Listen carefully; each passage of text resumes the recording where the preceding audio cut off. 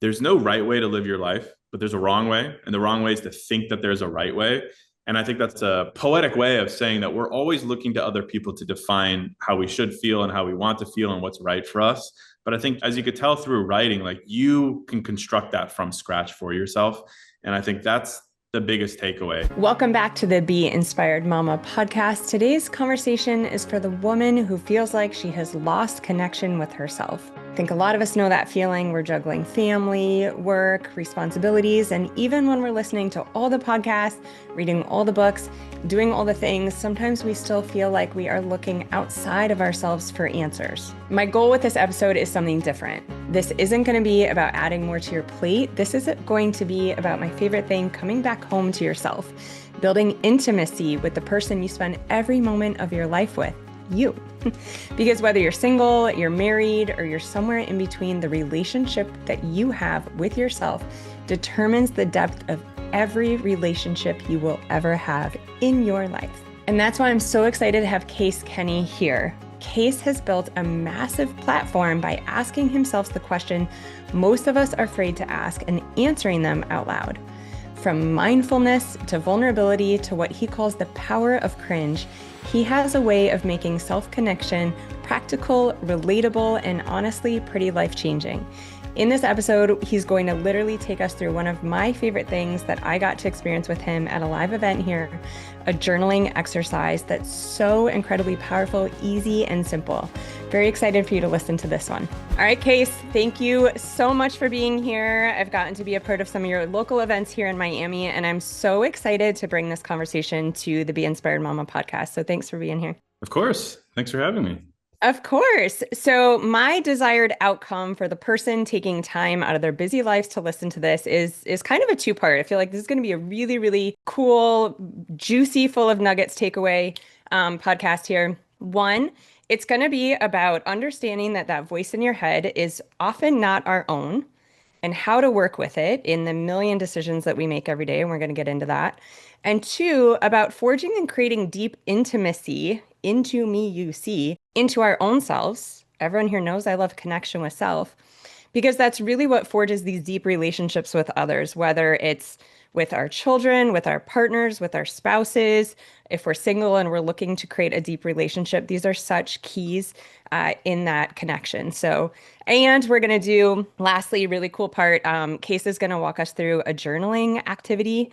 I did this with him at a live event. And for anyone who perhaps has heard of all the benefits of journaling, but has gotten stuck, this is a great way to break through that roadblock. It's really a cool call and response that we're going to walk through. So make sure you guys have a journal or something to write with. If you guys have my Be Inspired Mama journal I created, grab that.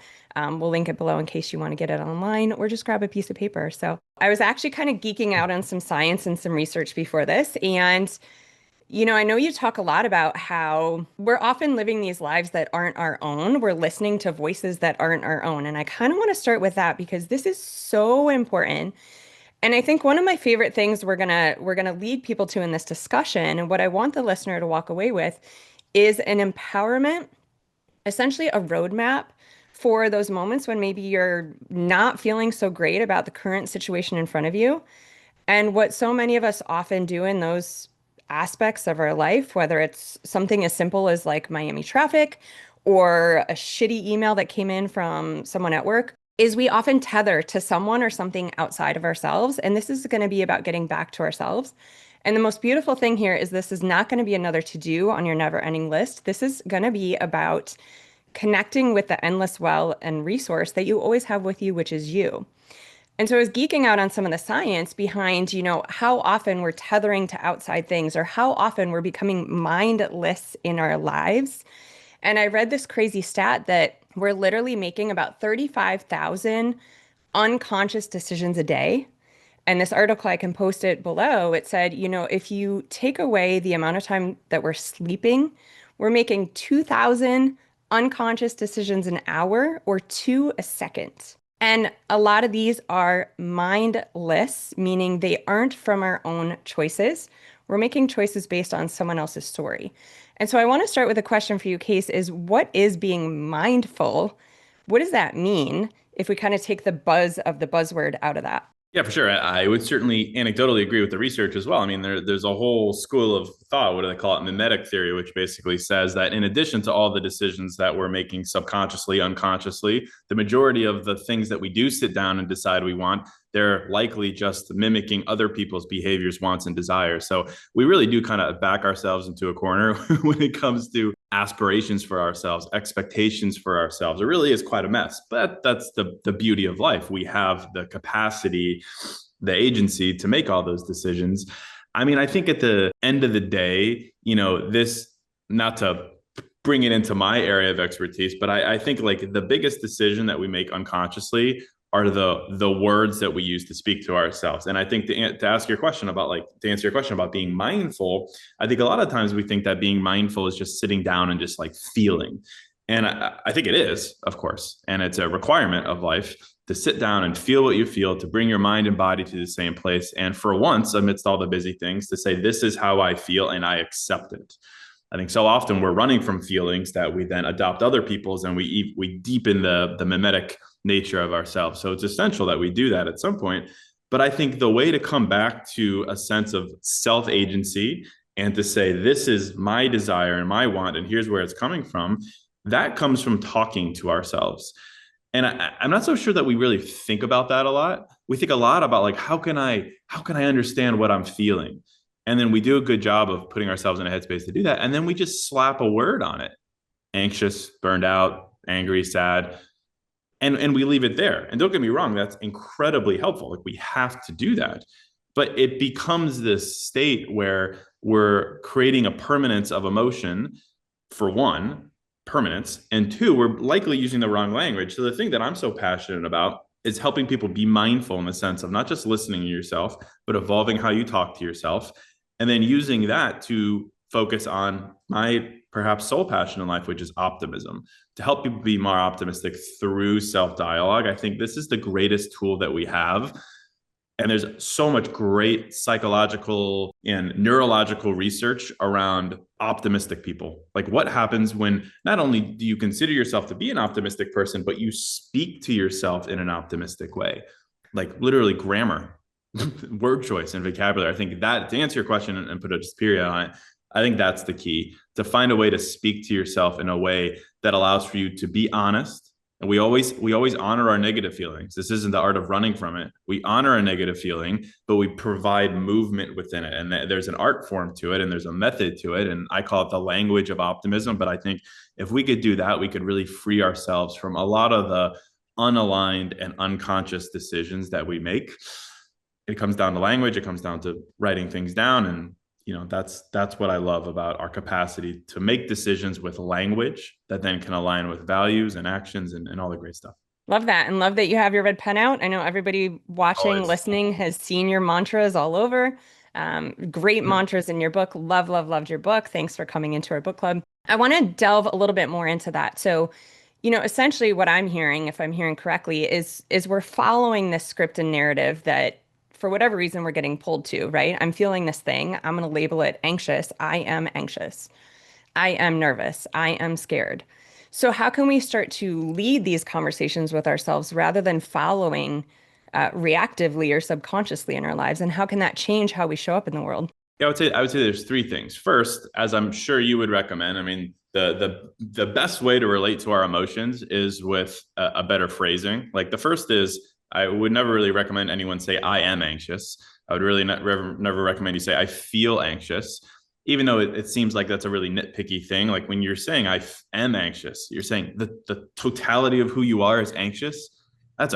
You're just a blob of human anxiousness. No, of course not. It's a part of you that feels anxious. It's coming from a very specific and acute trigger.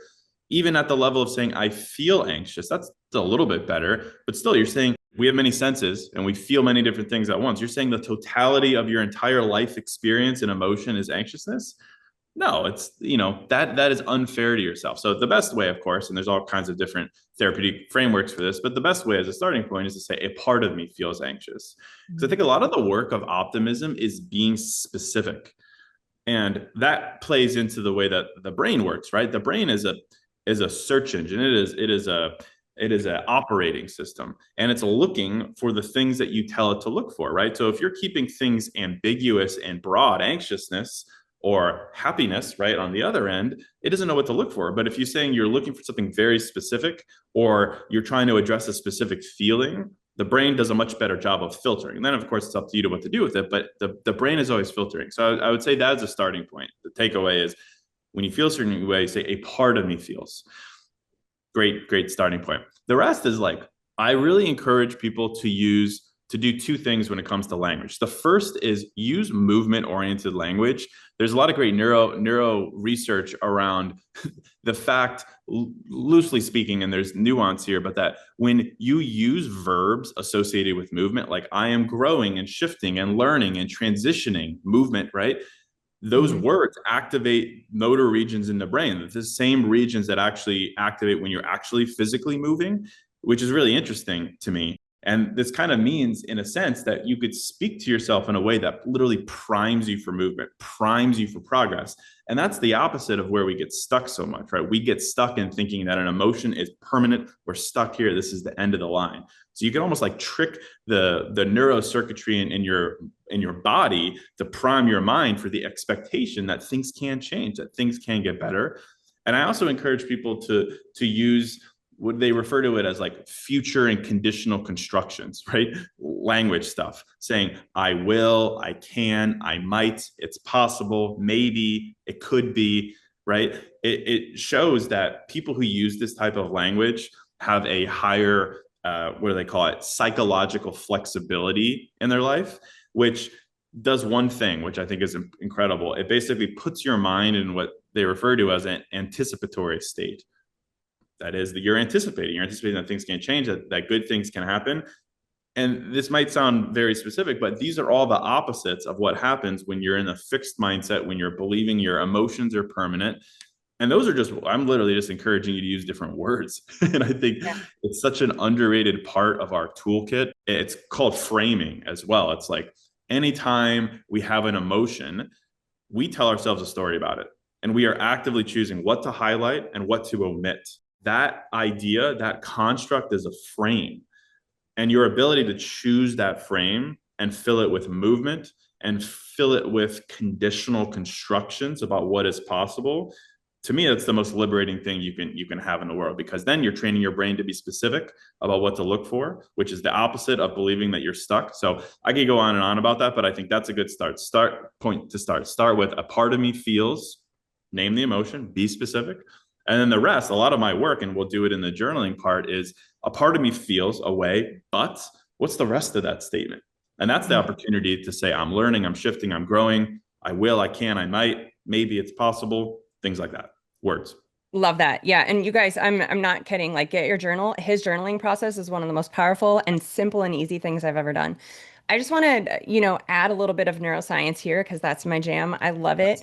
A lot of people, because this is where someone could be like, yes, I believe that. I want to ingrain this into you guys because it is so powerful. If you don't believe that words can change your physiology or your mindset or your actions or any of that, think about if you got one of those horrible phone calls with bad news, right? And it's literally just someone saying something to you, and your entire physiology would change, right? Your heart rate would increase, your blood pressure would go up, your breathing would get rapid. Those are just someone else's words. Think about when you are saying them. So what Case is saying is so true. It's so powerful. And again, like I said at the beginning of this podcast, I think we're living in the age of information and knowledge, and so much of what we're listening to and learning about, whether it's, biohacks or red light or all these things that are outside of us that can help us. This is the most powerful information because this is getting you back to you. This is reconnecting you with your innate wisdom, your intuition, your voice, and your clarity. So, Case, one of the things I love to do is I love to connect my listeners with the guest because there's something I saw in you that I just adored that made me want to bring you into the book club. And I think anyone can sit here and, they can find you on any podcast. You've got a lot of great ones out there. But my favorite people are the kind of people that have gone through fire and then turned around and given people, like, here's the formula to get through. Like, I want you to get through what I got through quicker and easier. So there's got to be some part of you that experienced something in your life that made this message so important to you, because I know this isn't where you started. You started as a businessman, right? A sales guy. So how does a sales guy get into mindfulness so much so that you've got a podcast on it, you wrote a book on it, this is your life? Sure. Yeah. Former businessman.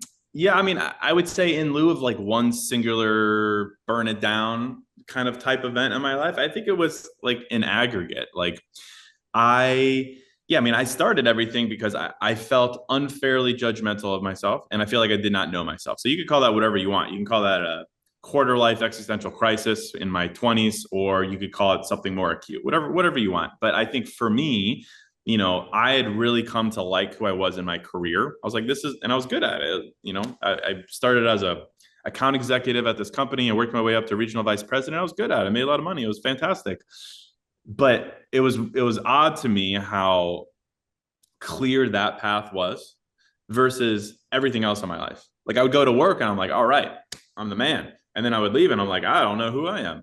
And I really didn't like that fact. The fact that there were like these different versions. So, I started everything literally in an attempt to know myself. And it's always been that way. I had never had any inclination to get into wellness to make money or be a coach or anything like that. I'm not a coach. It's always been an endeavor to know myself. And it still is. It's a very selfish endeavor. It's all about me. And it still That's a is. good thing. That's a good thing. We got to reframe. Selfish is not a bad thing. It Yeah. impacts Well, everyone we touch. it's the reason that I've been able to do 746 episodes of the podcast and thousands of quotes and millions of words because I'm so drawn to it. So agreed. And yeah, I don't know. I think it's so interesting how you can connect the dots looking back, because my degrees are in language. And I majored in Mandarin Chinese, Modern Standard Arabic. I've studied Hindi, Urdu, Latin, Spanish, and Italian.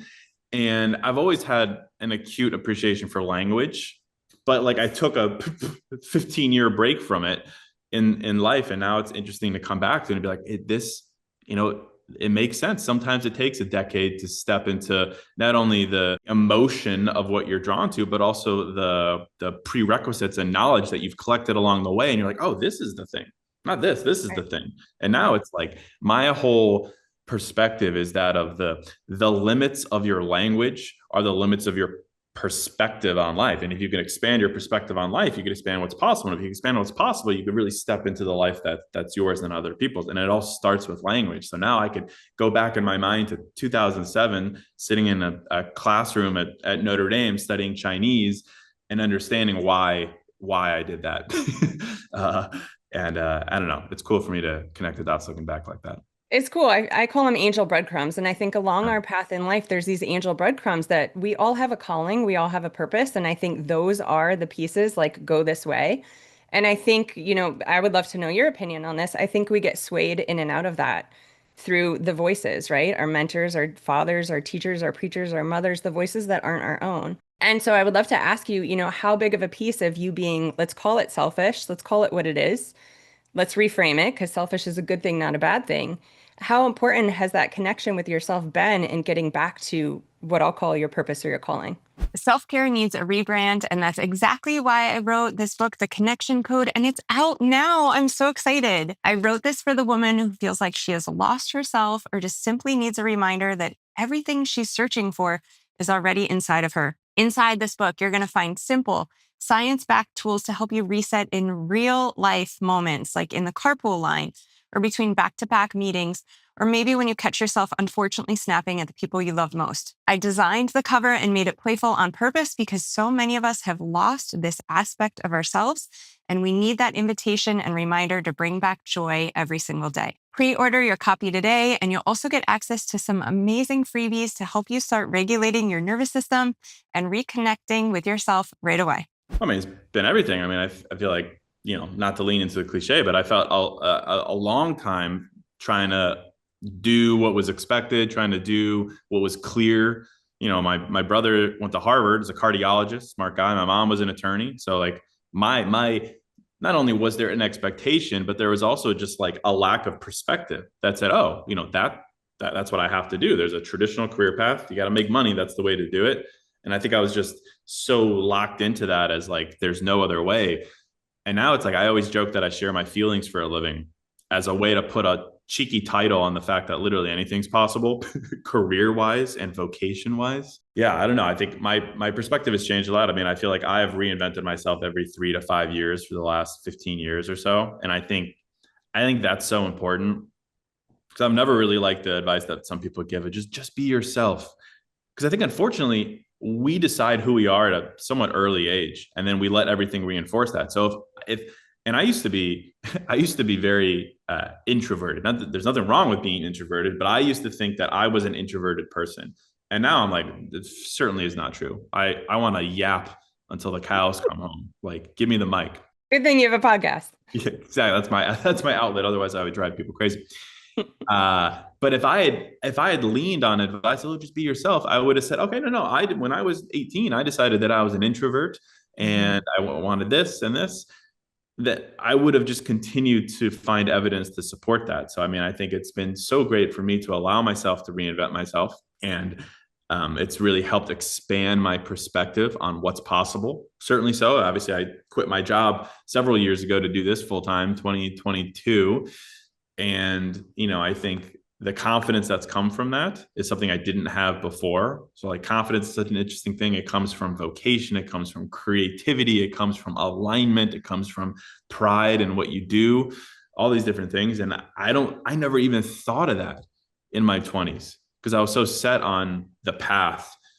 And yeah, I wish I can go back and shake myself a little bit and say, hey, just expand, open your eyes, dude. But I'm, 37 and super grateful to be doing what I'm doing now. And yeah, again, to my point about connecting the dots, looking back, to me, it makes sense now. And I'm grateful to have had all those experiences. Yeah, well, it got you here for real. And it sounds like you're living in flow, not force, which I think is what happens when we truly connect with ourselves. We're led, right? We don't have to push through this path. 100%. It's like the path is laid out for us. I call it the magic red carpet. I like that. Yeah. You're on the I see magic it red everywhere. I carpet. see it everywhere I go. It's right there. Right? For real. Can we Yeah. literally touch on that for a second? Because when you do connect with yourself, this is how it works. This is the magic. This is where we get to play in the world that we live in. When you're true to yourself and you're in alignment and you're doing what you want in the small decisions and the big ones. I wanted to wear a pink t-shirt on this podcast today. Is that right? Probably not, but is it what I want? Hell yeah. And when we start to make these little decisions in alignment with our true self, the magic carpet rolls out in front of us. You just got to take the next step. It keeps appearing, right? Yeah, I love that. In my new book, The Opposite of Selling, I reference the work of James Hillman, who has a book called The Soul's Code, which is basically about your divine essence, your spark, the thing that makes you spicy and cool and outrageous and ridiculous. And I think, in light of what we're talking about, we collectively spend so much of our lives trying to bury that thing. And, he uses the beautiful language of saying that, like, your spark is an acorn. And it's planted in life, and you can hope that an acorn becomes a banana tree because you've been told that banana trees are cool and better, but you can't expect an acorn to become anything but an oak tree. That's the nature of acorns. That's the nature of sparks. Like, it has to see the light of day in the form that it was given to you. And we can spend so much of our lives ignoring it, burying it, diminishing it, doing all these things. And inevitably you will wake up one day and you will realize that that's the thing. And it always was. And I found it, and I'm lucky to have found it at 37. I know people who are considerably older than me, and they're like, yeah, I just turned 65 and I just found it. And that's a gift in and of itself. I think a lot of people go an entire lifetime with ignoring it. So I think we have the capacity to step into that, and we can call it whatever we want. But I think the idea of your spark is really catalyzing for people if they're willing to lean into it and listen to it, and then talk about it and speak to it and put language behind it. Yeah, your spark. So powerful. What's that book called? It's called The Soul's Code. The Soul's Code. Okay. And we're going to obviously link your book below too. I loved your book. This is a great book for creating deeper connection. Like I said at the beginning, in relationships. I took it from the lens of with self, right? So you can come at it either way. Super powerful book. All right, Case, before we get into what I'm going to say is the roadmap for finding your spark, for leaning into your acorn, I want to ask just, as you started your podcast, which was in 2018, before podcasts were even all over the place, and we'll link that below too. you started asking yourself questions, right? And so this is what we're going to kind of get into with the journaling exercise. And I imagine this was super vulnerable for you to do online and such a cool process, right? I think the universe rewards us with when we make these brave, bold moves, we get rewarded. And I've always been so curious, where did you come up with the questions? Because I think when we start to pivot into this journaling or this call and response with ourselves, what I really want people to walk away from this conversation with is the ability in any moment of your day to stop asking what the world needs and to be able to, like you said, there's a quote in your book, like stop worrying about disappointing everyone else and stop disappointing yourself, right? So, like, how can we in any moment ask ourselves questions, not what they need? What do I need in this moment? What do I desire?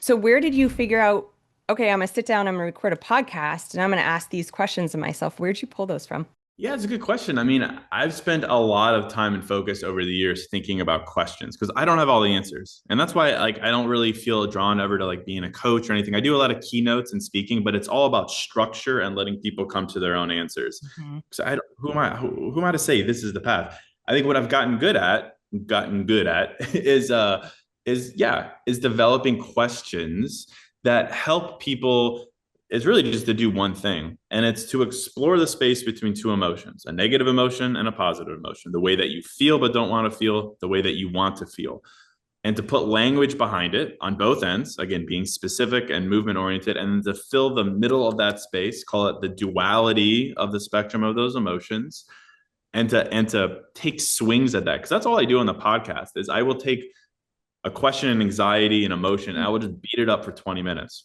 And anytime I get like a bad review on the podcast, it's usually the form of like that dude repeats himself a lot. But that's really like my approach to journaling, guided reflection, optimism. It is taking something that you have deemed to be true.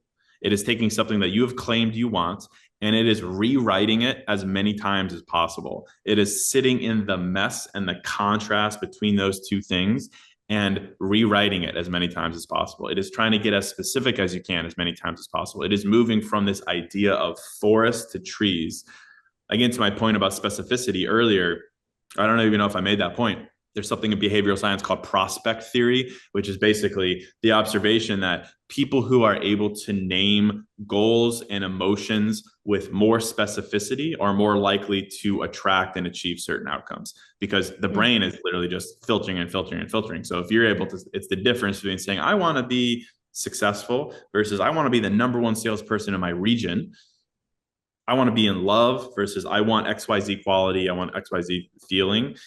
The brain reacts to that in completely different ways. So the work is taking it from a forest, I want to be loved, I want to be successful, to trees, I want to be the number one salesperson in the world, I want to be with someone who understands like that. That is the work. And so all the questions are designed with that in mind. How can we get more specific? How can we take a word that we've been using forever and change it completely? Duality is usually a good word to think about the space between all these things. But yeah, that's been the work. And yeah, I've found a lot of journaling is just a lot of it's affirming a lot of things, which is great. But sometimes when we affirm things, we're just using the same language over and over and over again, and it doesn't really help us with a breakthrough. So the goal of my style of journaling is for you to be like, wow, I never wrote something like that before. Versus a lot of people they're like, yep, this is day 472 of writing the same three things I'm grateful for. Totally, because that's what I heard to do somewhere. Yeah. Yeah, I think there's power in expanding your vocabulary. 100%. Yep. And just to piggyback off the filter, you filter your brain. That's reticular activating system. This is literally neuroscience. Your brain has so much sensory input, it has to knock some out. So it's going to see what you tell it to see. And that's the power of what we're about to do here. All right, Case, in the interest of time, because I know we have a tight window here, what you guys can do as you're listening to the recording is you can hit pause in between. I think we'll just go from prompt to prompt. Does that sound good to you, Case? Yeah. Or do you want to allow people time to journal? I want to be respectful of your hard end. Well, I mean, we got 30 minutes. I mean, I could definitely usually I do like 10, 11 prompts. So we do 3 minutes per prompt. Okay. Yeah. All right, let's do it. Open up your journal, guys. Get some paper out. Let's reconnect to ourselves. Let's play. Let's get that red carpet rolling out. Find our spark again. All right, Case, take it. So usually I open with a bunch of sauce, but we kind of actually cover a lot of it. I would talk a lot about movement. I would talk a lot about sentence structure. I would talk a lot about why do we write things down. I won't so much talk about that. I think let's just get into it. So again, the purpose here, and we'll set it up with this, is exploring the space between two emotions. That is the key to optimism. Let's just define optimism real quick. This is called the language of optimism exercise. So optimism for me is the belief that things can change.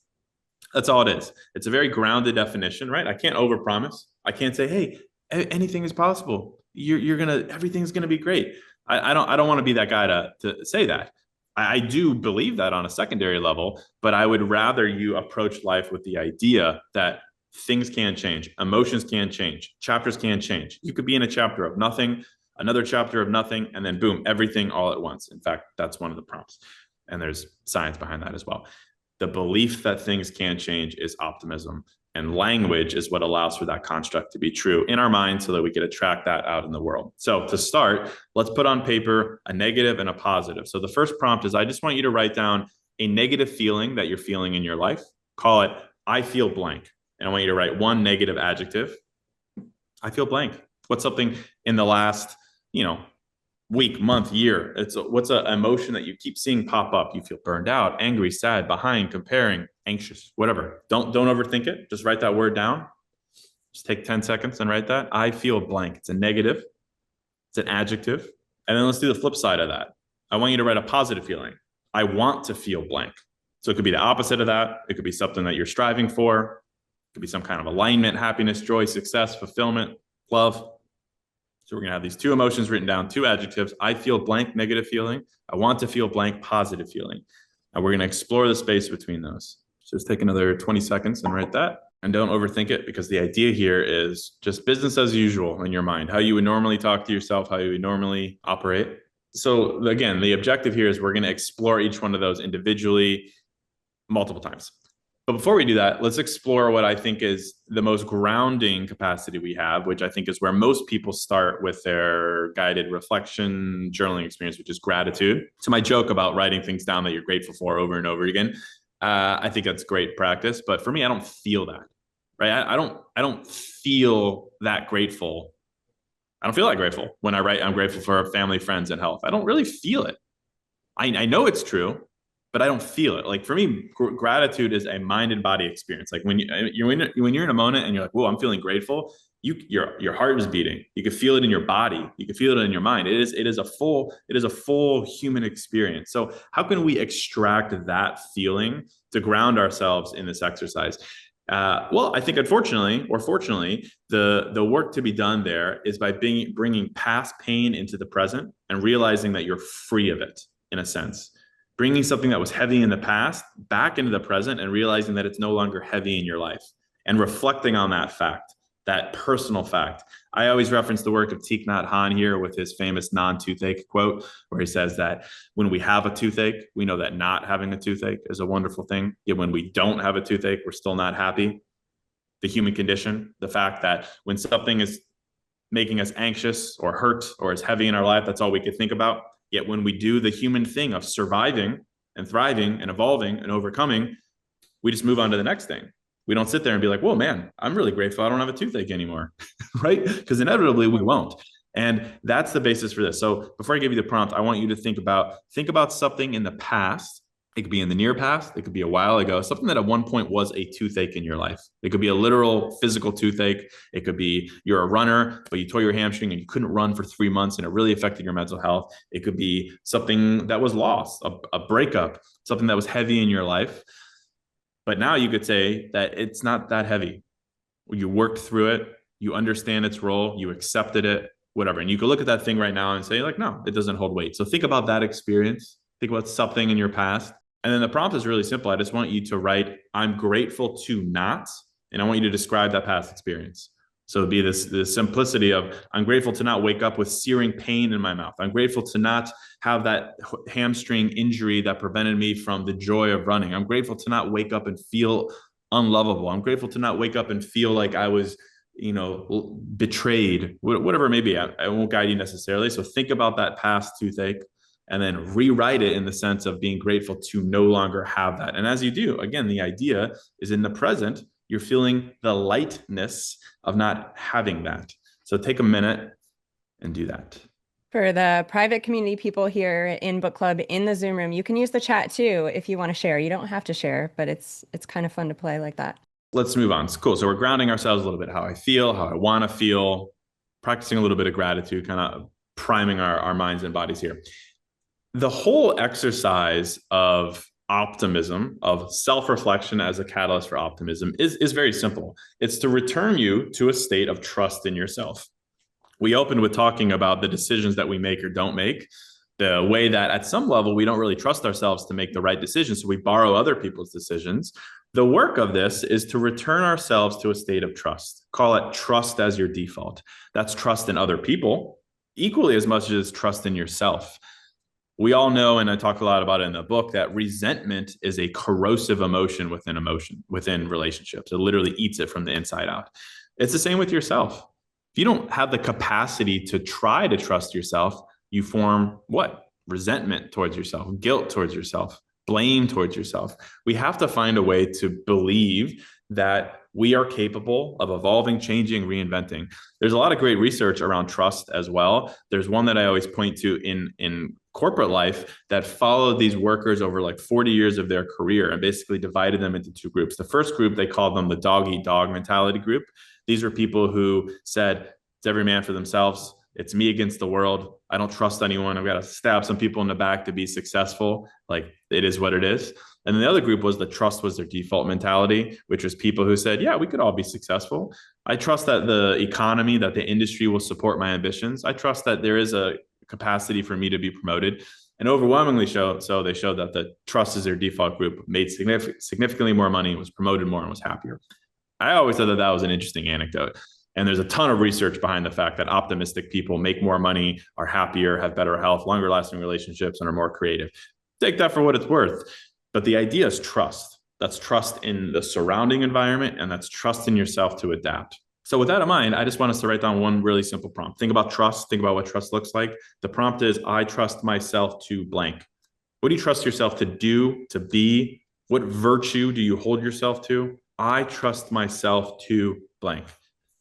Just fill that in. Take a minute. Think about that. Okay, let's move on. So earlier we were talking a bit about the brain and the way it filters information and how being specific is overwhelmingly proven to be helpful. I find this to be really acute as well within the realm of visualization. So I'm sure all of us in some capacity visualize in life, whether we sit down or like, this is visualization time, and we actually sit there and we have a process to it, or whether at night you're laying in bed and you close your eyes and you do what so many people do, which is you just picture a future moment where something good happens to you, something that you're working toward, a breakthrough. It's a human thing, but it's also a great thing that we could tap into. There's a lot of great science as well that points to the fact that the same area of the brain lights up when you have an actual human memory, that is, you've lived through something and you're reflecting on it, a memory, versus having a really in-depth visualization. It fires the same general neurocircuitry in your brain. So that's a pretty interesting thing, right? The fact that you could have a memory and you could have a visualization, and your mind in some capacity treats it as the same thing. So we have the ability to create a visualization in our mind that primes us because it feels like something that we've already lived. And with the idea of the brain being this thing that filters incoming information, if we could tell the brain, hey, this is an emotion that we already know, well, then it just becomes this magnetic thing of spotting it out in life. So we're going to do a visualization twice. We're going to do it pretty quick. But right now, I want everyone just to close your eyes, and I want you just to visualize as you normally do. Visualize a future moment. Zoom to the future. Visualize that moment where you have a breakthrough, where you receive the thing that you're working toward, where you feel the way that you say you want to feel in prompt number 1, and you're there. And just visualize. Do your thing. I'm not going to bias you, but visualize as you normally do about that future moment. Be as specific as you can. Where are you? What's happening? What are you wearing? What are the sights? What are the smells? Be as detailed as possible. But just take 30 seconds. Fast forward to that moment in the future and experience that breakthrough. Okay. Come back to me. Now that was good, but we could do better because what I've realized when it comes to visualizing is you probably do what I used to do, which is when it comes to visualizing, we fast forward to the future and we fantasize. We fill in a blank, right? A line is time, and we move to the right and we're looking to the right and we're just picturing this moment. We're like, oh man, it's going to be so cool. And I'm going to feel this way. And ooh, it's going to be great. Amazing, right? It's an amazing practice too. But what I found is that's almost like a fake it till you make it mentality. It is pure conjecture. It is pure fantasizing. So what I recommend, instead of, and we're going to do it again, instead of a fake it till you make it visualization, it's you feel it until it's familiar. That is, we don't treat it like it's a far off fantasy. We treat it as if it's a memory. And how do you approach a memory? You're not looking over here, you're looking over here, right? If we think about a line, future, past, and future. So what we just did is you probably looked over here and you filled in the blank and you're like, man, it will be like this. And I can't wait for that moment where it will, right? As much as I think using future language is great, in the sense of visualization, we need to look over here. So let's do it again. Let's close our eyes, 30 seconds. This time though, I want you to look right, but I want you to go past that breakthrough. Then I want you to look back at it left. So again, same as before, you look all the way right, you look to that future moment, but you go just past it. And now you look back at it. And the catalyzing moment for you here is I want you to visualize again from the perspective of I remember when. It's past tense. Like you're telling a friend, like you're reflecting in your journal about something that already happened. So just do it again, this time from the perspective of, man, I remember when, and just work as if you're reflecting on a memory. Take 30 seconds and do it again. Again, you go past it, you look back at it. I remember when, and then visualize again.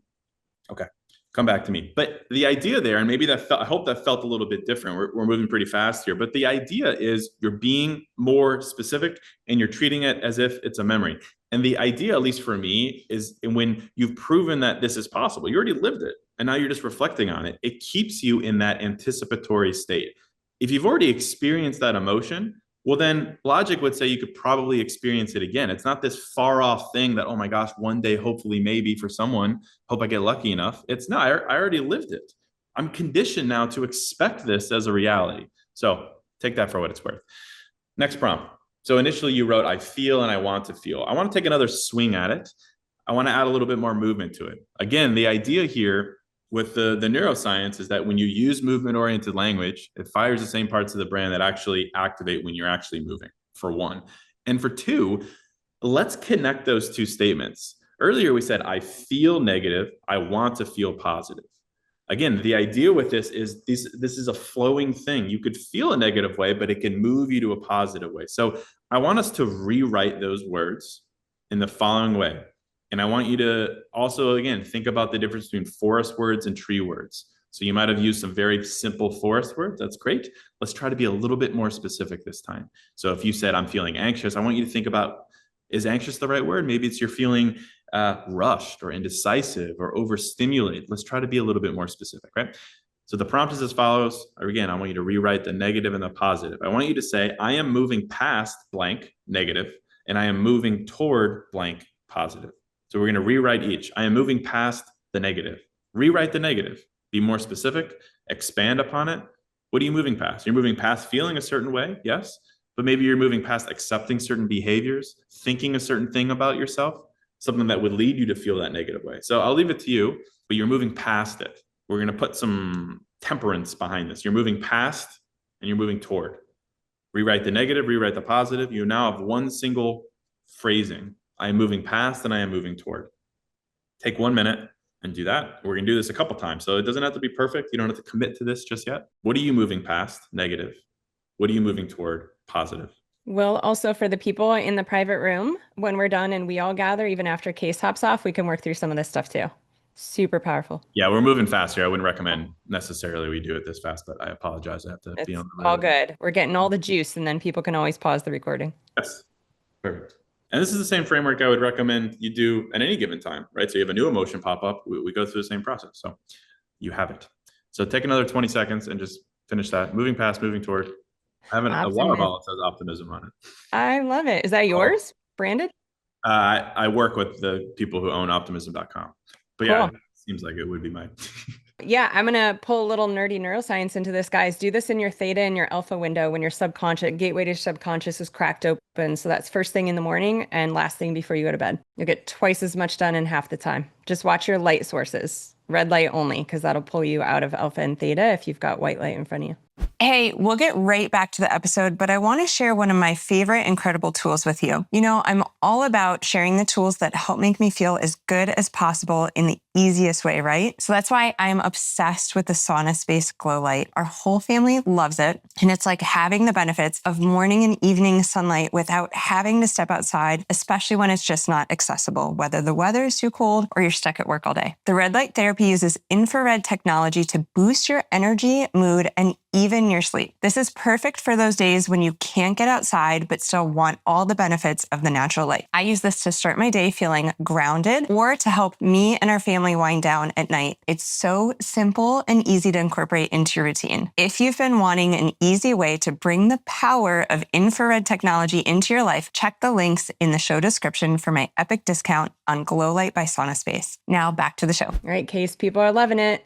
Okay, let's move on to the next one. So you might be saying, oh, this is cool, Case. I get what you're doing here. But then you realize the reality of life is we could have all the positive intention we want when it comes to letting go and embracing and rewriting and being more optimistic. But the thing that always gets in the way are limiting beliefs. These things that we have believed for years and years and years, and all we do is collect evidence to support them, right? I'm not smart enough to do this. I'm not hot enough to do this. I'm not funny enough. I'm not qualified enough. I'm too old. I'm too young. All these things that get in the way. I am not going to solve those for you necessarily, but the work here is writing it down. There's something called Kidlin's Law, which is a just approach to problem solving that basically says that if you could write something down intentionally and succinctly, you've solved 90% of your problem. So I would venture to guess that you probably haven't written down your limiting beliefs ever or in a while. So we're going to do two things. We're going to write it down and then we're going to do something in reaction to it. So I want you to write down the limiting belief that you have. Try to keep it in the format of I'm too blank to blank. I'm not blank enough to blank. I'm not smart enough to write a New York Times bestseller. I'm not attractive enough to get this partner. I'm too old to start this business. Whatever it is.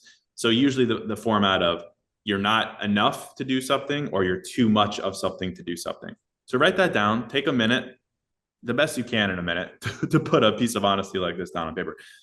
It's a limiting belief.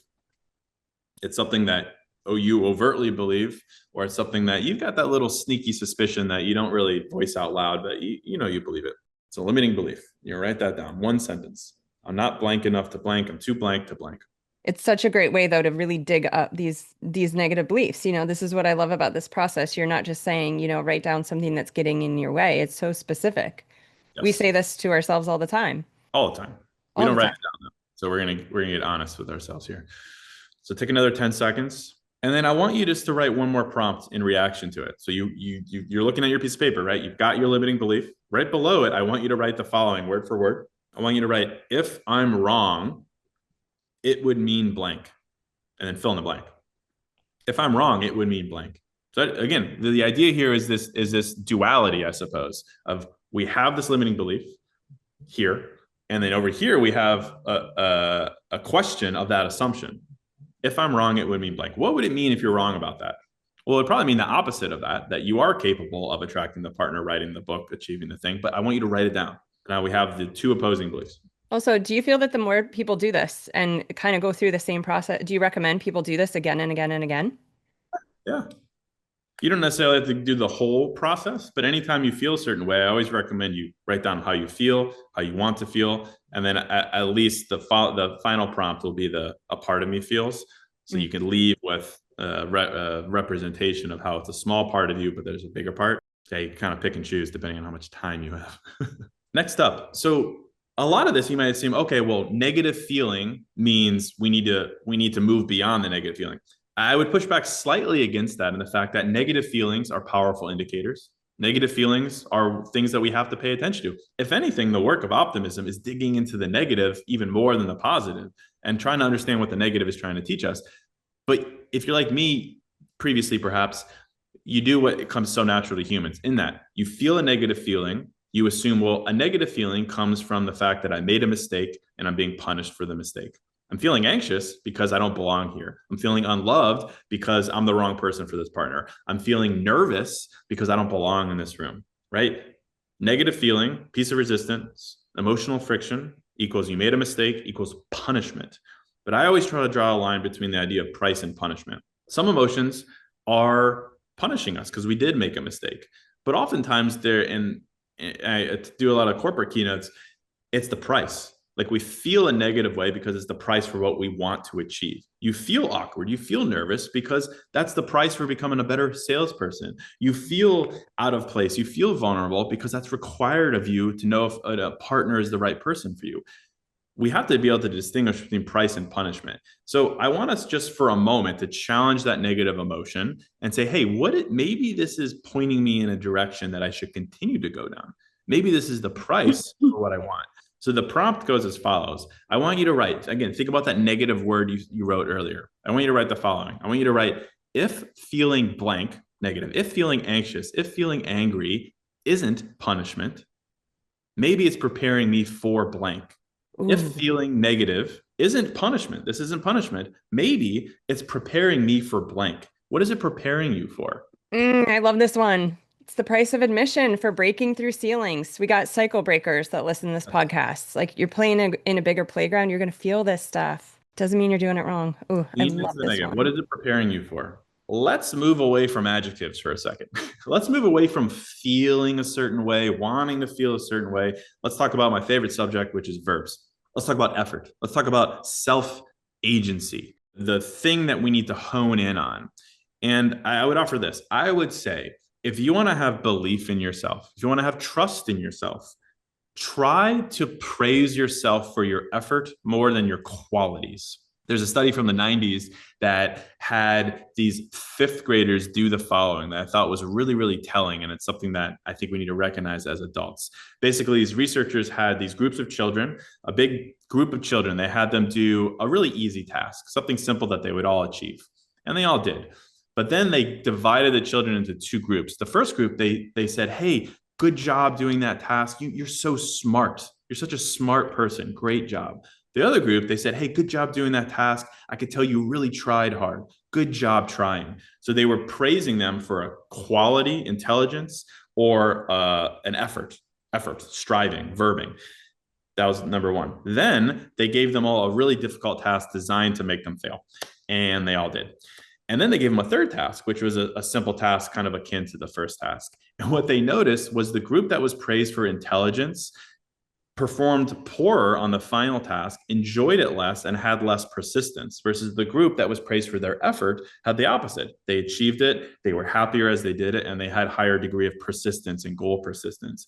And the idea was that praising self-efficacy, self-belief comes from praising and recognizing your effort, not your qualities. And I think we know this to be true logically. Like if you hold yourself to be a smart person, inevitably, you're going to meet someone who's smarter than you. And what happens when that's the fact? What happens when you're faced with a situation where your intelligence just doesn't achieve the job? Your whole state of being can crumble. It's a very fragile facade. But if you are rooted in your effort, your ability to change and be flexible, that is where resilience and that is where optimism comes from. So instead of saying I am successful, or I want to be successful, or I want to be loved, or anything that's in the realm of receiving praise or outcomes based on qualities, let's move to verbs. So with that in mind, I want you to write the following prompt. It's very simple. I'm the kind of person who blank.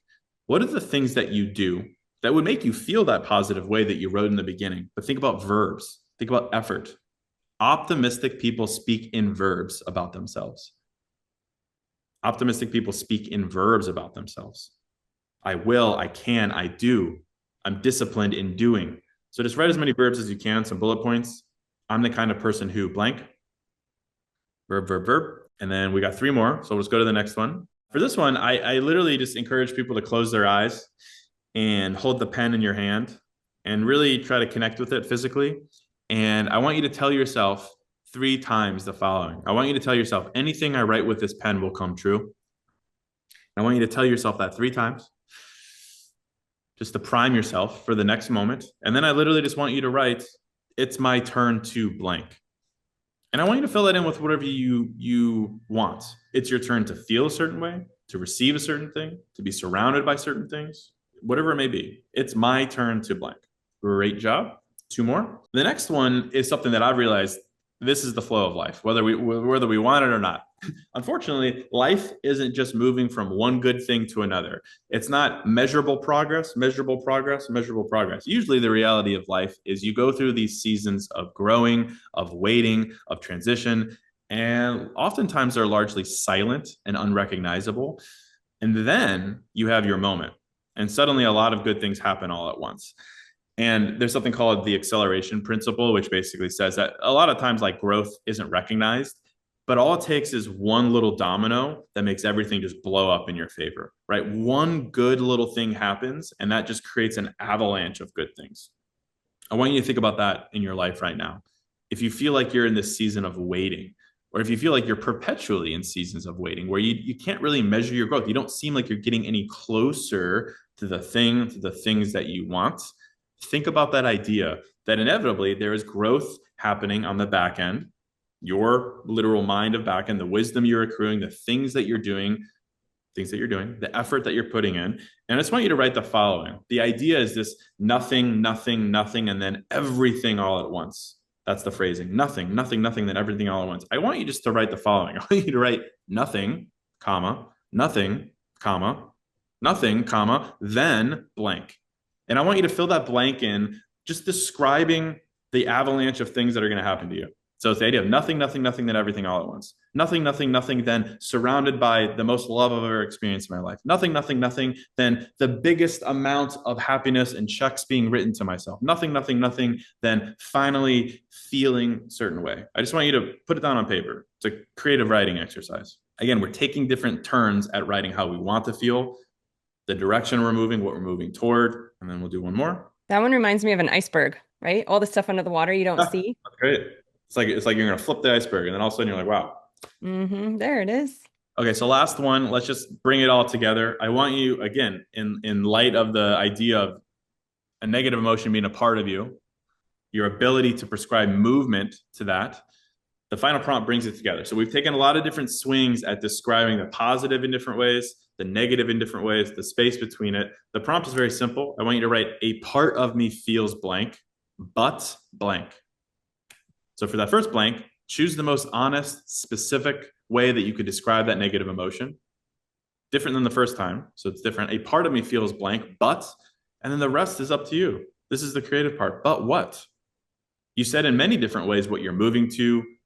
You're the kind of person who, it's your turn to, nothing, nothing, nothing, then blank. You're the kind of person who. So fill in that final phrasing. A part of me feels stuck, but I'm transitioning. A part of me feels overwhelmed, but I'm adjusting to the workload, right? Movement, verbs, conditional phrasing, and that'll wrap it up. All right, guys. So listening to the recording, hit pause, go ahead, fill that out. Case, I want to ask you, what is your hope for people who go through this process in 5, 10 years from now, this workshop of self-connection? Well, my hope is that anytime you do it, you start with one word and you leave with another word, for one. So you can just see the way that we usually start with default language and we can move to optimistic language. I think long term, it's your ability to choose framing.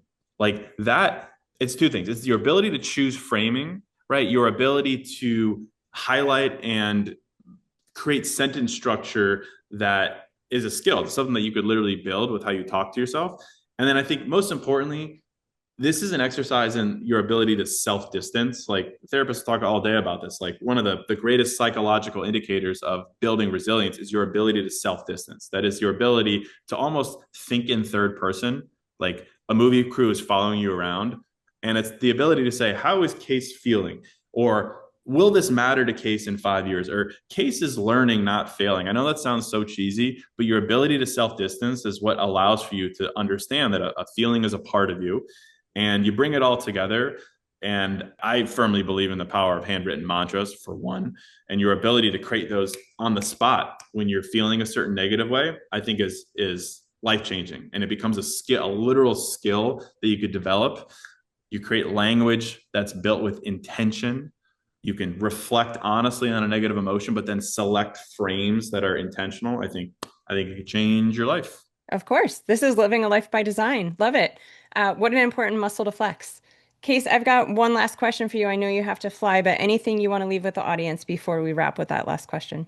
I would say that. I think the thing that I always tell people is, in light of maybe how we started our conversation, the soundbite that I always give people is there's no right way to live your life, but there's a wrong way. And the wrong way is to think that there's a right way. And I think that's a poetic way of saying that we're always looking to other people to define how we should feel and how we want to feel and what's right for us. But I think, just as you could tell through writing, like, you can construct that from scratch for yourself. And I think that's the biggest takeaway. We started with talking about mimetic theory and all the things that we're unconsciously deciding. This is a return to consciousness. And, I like it because it's such a mind and body activity where oftentimes we live up here solely. Let's live here a little bit. And I think it could return you to that alignment. I love it. And you guys, I mean, if you haven't seen, I'm sure you have seen all his red pen mantras. They're all over Miami. They're all over the internet. They are viral. They're so good. Print them out, stick them in your house. Case, this conversation was a lot about asking ourselves questions in order to create deeper connection with ourselves and others. And so I want to wrap with this final question for you. As the question man, what is a question that you continue to still ask yourself today? Yeah, I think the question would be a bit of an illuminating one on myself. I would say the question is, why am I so impatient? That's the question that I ask myself a lot. Working on it. Thank you for being vulnerable and being so real. And, whatever questions we ask ourselves, we're going to continue to get very important answers to. And like you said, it's not just about switching into the good. I think that is a huge process, but it's also leaning into the negative and learning from it, right? Like, what is this here to teach me? Where am I about to grow? What's next? Thank you, Case, for coming into our book club. You guys, if you didn't join us this month reading his book, grab it. I'll link it below. Life-changing. And I would love to hear what you got to about yourself through the journal prompts. Case, thank you so much for being here. Everybody, we'll see you next time. All right, guys, I hope you got a ton out of that conversation. I would love to hear any feedback, any comments or questions. Drop them in the comment section below. If you enjoyed that episode, throw a like underneath. And as always, if you thought of someone in your life that could benefit from this information, click that share button and send it their way. Thanks so much. See you next time.